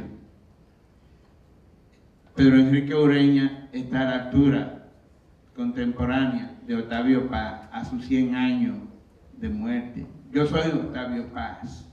Yo promuevo el derecho de la clase pobre que no tiene. Mi pregunta es la siguiente. Octavio Paz demostró en Francia, París, y se rebeló en contra de la escuela de diplomacia mexicana, un paradón para toda Latinoamérica. Se ha reconciliado la escuela de diplomacia que rompió con este líder, porque luchó y se levantó y se rebeló contra el status quo. ¿Cuál es la pregunta concreta para precisar? Que si la escuela de diplomacia se ha comprendido México, le ha perdonado o se ha reconciliado, no ha llevado el mensaje de paz cuando se rebeló, porque está latente. En México, en San Cristóbal de la Casa, todavía México no tiene una posición definida en contra de los pobres, sigue en la misma condición. Bien, ok. Lo que pasa es que es muy interesante el tema, realmente es un tema que pudiera ser objeto de análisis.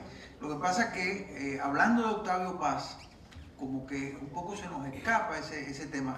Félix García quiere decir algo, parece que a propósito. Y como estamos dialogando, vamos a dejar también que él diga algo al respecto. Gracias.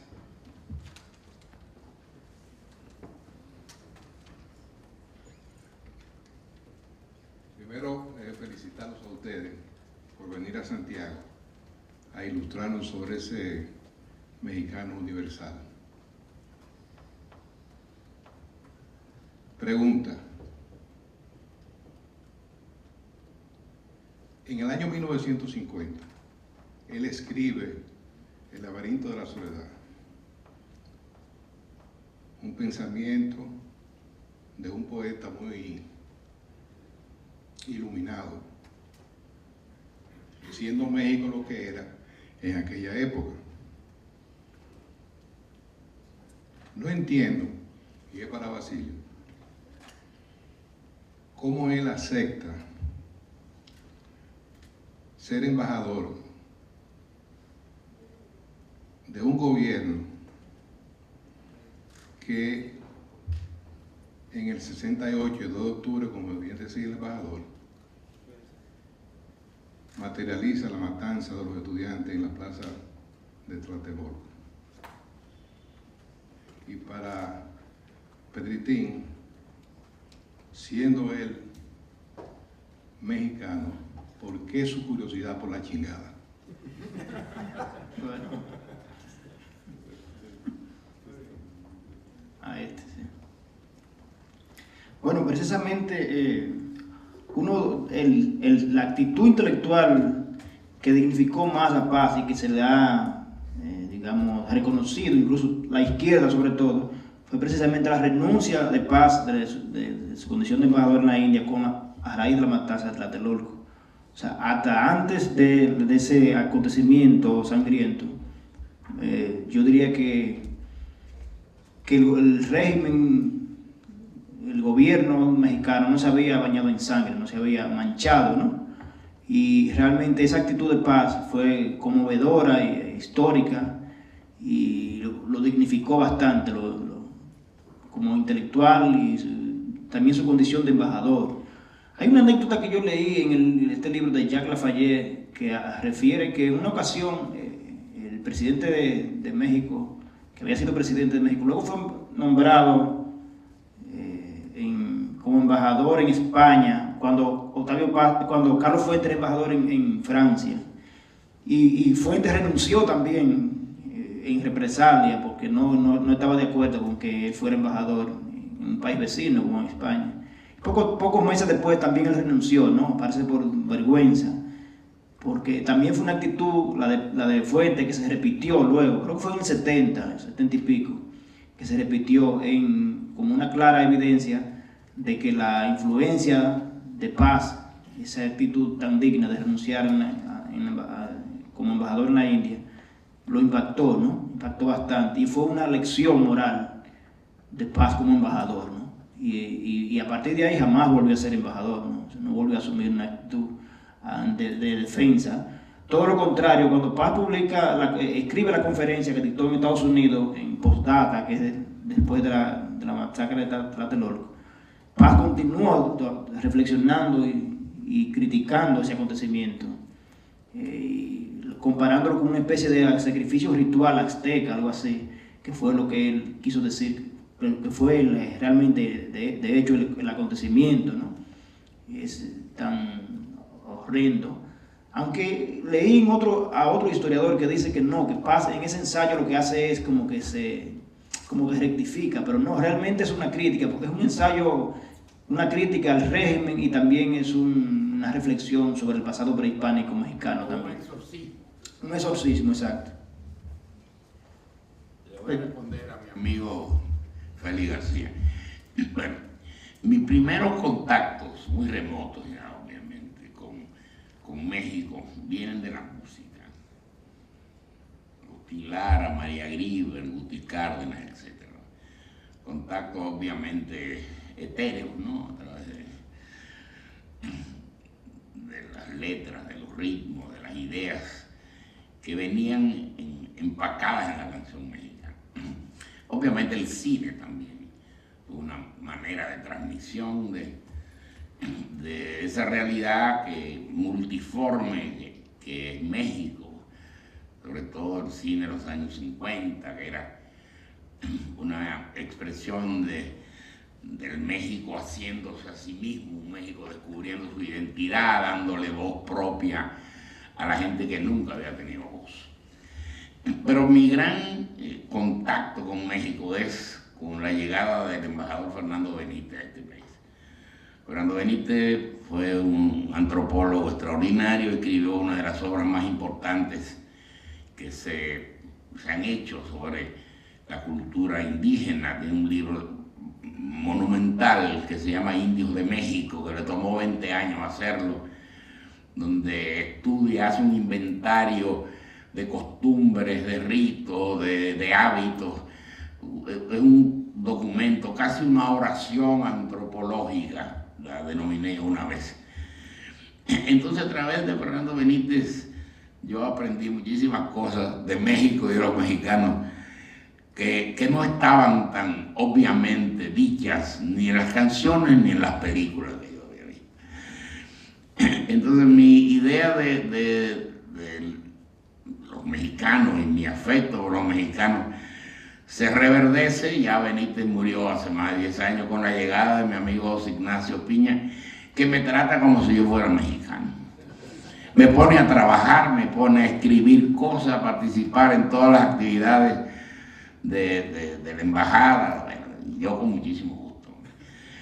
Entonces tu pregunta, pues no sé si queda la visión que yo tengo de, tú dijiste, de la chingada, bueno, es la que me han enseñado Fernando Benítez y José Ignacio Piñarro. No tengo otra, como no sea esa.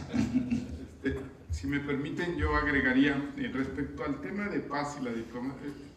Octavio Paz nunca rompió con la diplomacia mexicana, rompió con un gobierno por su carácter antidemocrático, represivo, y porque exigía un cambio en el país, ¿no? Y justamente es una forma de expresar ese repudio a un gobierno, repito, que además reprime violentamente un movimiento estudiantil. Y esa es la razón. Le explicaba, le dedicó 20 años a la diplomacia, igual que muchos otros grandes escritores que nunca rompieron con la diplomacia mexicana y con la tradición de esta, ¿no? Entonces, evidentemente, Octavio Paz siempre, a partir de su renuncia al servicio exterior y como embajador de México en la India, se volvió un crítico permanente de los gobiernos autoritarios y fue uno de los que propició años después el cambio democrático en el país y sobre todo la alternancia que luego se logró en el país, ¿no? Pero ese sería el comentario respecto al tema. Y hay un capítulo dedicado, Octavio Paz, al tema de la chingada, al verbo chingar, que está muy interesante. Otro día lo podríamos, en el laberinto de la soledad. Mario, acá, Carlos Andújar. Sí, yo quería preguntarles a ustedes, a todos los miembros del panel, cualquiera, si podría considerarse la obra de Octavio Paz la más antropológica entre los ensayistas, poetas y literarios ya mencionados acá, porque ese perfil profundizó mucho el tema antropológico, el ser nacional, pero de la perspectiva antropológica. Y creo que trabajó mucho su pensamiento a partir de eso. Si se puede considerar a Octavio Paz el más antropológico de esos ensayistas y poetas latinoamericanos contemporáneos a él. Bueno, no sé, ¿puedo decir algo? Realmente no había precedentes de un poeta de la estatura de Paz. Diríamos Vallejo, Neruda o Gabriela Mistral o los grandes poetas de América. Ninguno había tocado ni se había sumergido en el tema de la antropología de los pueblos de América, ni los grandes poetas cubanos. Algunos poetas cubanos hicieron estudios, pero parciales, del tema de la negritud, de la participación de los grupos afrodescendientes en la gestación de formas folclóricas cubanas, etcétera, en la influencia, pero era más una visión casi instrumental, no una visión ontológica, con el concepto de la máscara, el concepto de la muerte, los ritos. O sea, Paz le da una dimensión mucho más profunda, más universal a su indagatoria del ser mexicano. Una dimensión que ya se entiende quizás como uno quizás de los más profundos y complejos estados de la visión de alguien, porque Paz no llega a ninguna conclusión en el laberinto de la soledad. Finalmente Paz lo que hace es plantear una enorme cantidad de interrogantes. Paz no dice el mexicano es esto, el mexicano es aquello. Paz plantea las complejas fuentes que conviven en el ser mexicano. Lo hace a través de los mitos, a través de la máscara, a través de su interpretación de los rituales de la muerte. Es decir, que Paz no llega a conclusiones, es decir, que no es un libro con un carácter científico ni un libro de demostraciones. Yo creo que el laberinto de la soledad es más bien un libro de propuestas. Es un libro en un camino infinito del conocimiento del ser mexicano y del ser humano en general, que no ha llegado todavía a su fin. De un libro y de unas ideas que no han salido finalmente del laberinto. Yo quisiera muy breve, porque aquí también lo toca Krause en esta entrevista, solo para agregar lo que decía Pedro. Le preguntan a Krause si cuándo perdió su expresión el pueblo mexicano. Respondió a esta cuestión, pasa en algún momento, y dice Krause, la quiso contestar en su libro El laberinto de la soledad. En un sentido, este libro es la expresión y esencia de México al mismo tiempo. México no es una esencia, México, como dijo el propio Paz en postdata, es una historia, y México es plural. ¿Hay una contradicción en la obra de Paz? Claro, dice, pero es una contradicción fértil. Paz encontró la esencia de México, la corrigió, la criticó, pero incesantemente volvía a buscarla. Tengo la impresión que eso tenía que ver con los más tempranos recuerdos de acompañar a su madre a la iglesia y ver las fiestas mexicanas que se ponían en las plazas. Eso está en el laberinto de la soledad, y ese es el Edén al que quiso volver, me imagino. En fin, es un comentario que hace Krause. Más o menos yo creo que en el mismo sentido en que lo plantea Carlos, los que no lo saben, Carlos Andújar es antropólogo, ¿no? Y yo sé que él tiene mucho interés en conocer la faceta de antropólogo de Paz. Él no quiso ser un antropólogo, pero sí el hecho de escarbar en el ser y la identidad del mexicano lo hace a él un hombre de una gran cultura antropológica. O sea, pero yo creo que más que antropología, lo que hizo Paz fue ontología. Sí, Más en el sí, ser, sí. Más en el ser, Sí. el ser, en la conciencia del mexicano. Sí. Que en la antropología, que tiene mucho de investigación instrumental, de los usos, etc. Yo creo que lo de Paz está más cerca de la filosofía. De la ontología en el concepto de lo entendido. Bueno, había leído mucho a Heidegger, había leído mucho existencialismo a raíz de la escritura de la También a Claude Lévi-Strauss. Sí. Yo creo que es posterior. A Lévi-Strauss lo lee cuando escribe Claude Lévi-Strauss o luego Festín de So, porque es a que tú te refieres, ¿no? Que es una reflexión sobre la antropología estructural que aparece y el tema de las máscaras, de los rituales. A Pablo influyó mucho eso, sobre todo después que lo conoció. Sí, claro, el estructuralismo. Sí, sí. Sí, pero, claro, bueno, ese libro es un elogio a Lévi-Strauss, y sobre todo después que Paz lo conoció. Siempre es bueno destacar algo, y siempre se ha dicho en México, Paz siempre escribió sobre los autores que conoció personalmente, sobre aquellos con quien entabló amistad y admiración, ¿no? Y casi siempre por eso ustedes ven que Paz escribió sobre los poetas que él leyó y que conoció, ¿no? Y el hecho de su estadía en Francia le permitió a él conocer y codearse con los grandes intelectuales. Y Lévi-Strauss y él le hicieron una gran amistad, hasta el punto de que cuando Paz funda la revista Vuelta, al primero que invita a que colabore es a Lévi-Strauss, y publicó un artículo precisamente. Pero también Paz tuvo gran preocupación, más que por la antropología, por la arqueología, ¿no? Por la arqueología mexicana, por el México prehispánico. Por eso él siempre se dijo que él quiso ser un arqueólogo, y de hecho lo fue. En postdata hay brillantísimas páginas de reflexiones sobre la arqueología mexicana y en todas las reflexiones que escribió sobre el arte mexicano. Hay una frase de él que dice: el arte de México me hechizó. O sea, él siempre estuvo muy influido, pero no solamente por el arte, sino también por la mitología mexicana, y está muy presente en su poesía y también en sus reflexiones sobre México. De modo que Paz fue un ente muy plural, y tal como apuntó Pedritín, la ontología que está muy presente en Paz le viene a él más bien de la lectura de Heidegger y de la fenomenología de Husserl y de todos los grandes pensadores alemanes que él leyó muy temprano, ¿no? A raíz de la escritura del laberinto de la soledad. Yo creo que la antropología es el estudio del ser humano, la ontología es el estudio de la esencia, de las esencias del ser humano. Entonces yo creo que el laberinto de la soledad básicamente está trenzado por una búsqueda de esencias. Claro que en el camino se tropieza con mitos universales, se tropieza con signos mágicos, signos provenientes de culturas mucho más antiguas y más profundas.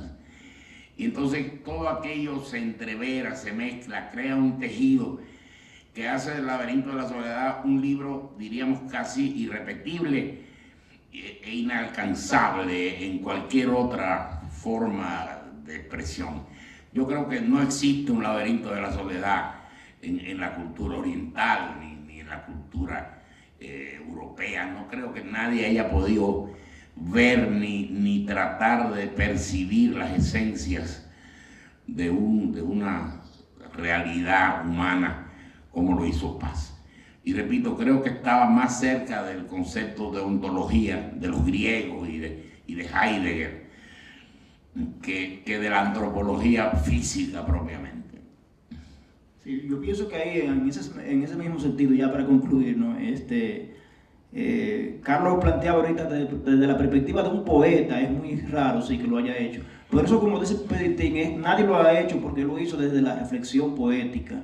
Pero sí hay antecedentes, e incluso fue una reflexión que estuvo muy de moda en la época. Recuérdense Radiografía de la Pampa de Martínez Estrada, ¿cómo se llama? De Ezequiel Martínez Estrada en Argentina. Lima la Horrible de Salazar Bondi y Eduardo Mallea, La Historia de una Pasión Argentina. Fue un tema que estuvo muy de moda. Y Paz viene directamente del libro Perfil de la cultura y del hombre y la cultura en México de Samuel Ramos, que siempre dijeron los críticos de Paz que El Laberinto de la Soledad no es más que una especie como de continuación o prolongación de esa reflexión, aunque Paz lo niega.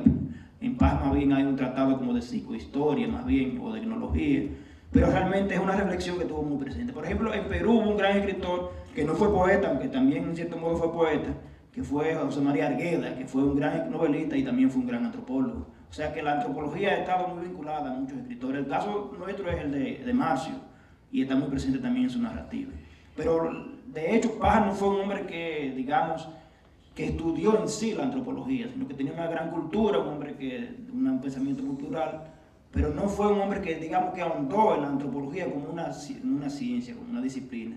Pero sí más bien en la filosofía de la cultura, que fue también una disciplina a la que él acudió mucho, leyendo a un filósofo como Roger Caillois, un antropólogo francés, que lo influyó muchísimo en sus libros, y él lo admitió luego, ¿no? O sea que fue un tema que a él le influyó, le palpitó mucho y le llamó mucho la atención en los años 50. Bueno, obviamente el tema es inagotable, y qué bueno porque nos da la oportunidad de pensar en otros espacios donde podamos volver a convocarnos a reflexionar sobre Octavio Paz en esas múltiples dimensiones que tiene este intelectual mexicano, al cual hoy hemos de alguna manera venido aquí a rendir homenaje. Quiero, en nombre del Centro León, de su directora María Amalia León, de Jorge, que estuvo hasta última hora en sus planes estar con nosotros, señor embajador, pero por razones que escaparon a su voluntad de orden personal, tuvo que quedarse en Santo Domingo, y me ha estado llamando en el transcurso de la actividad a preguntarme sobre la misma. Queremos agradecer a don Pedro, a doña Soledad, a don Basilio, al excelentísimo señor embajador, a Salvador, que tanta preocupación, tanta ocupación tuvo en estos días, el que nos haya permitido realmente concretar esta iniciativa.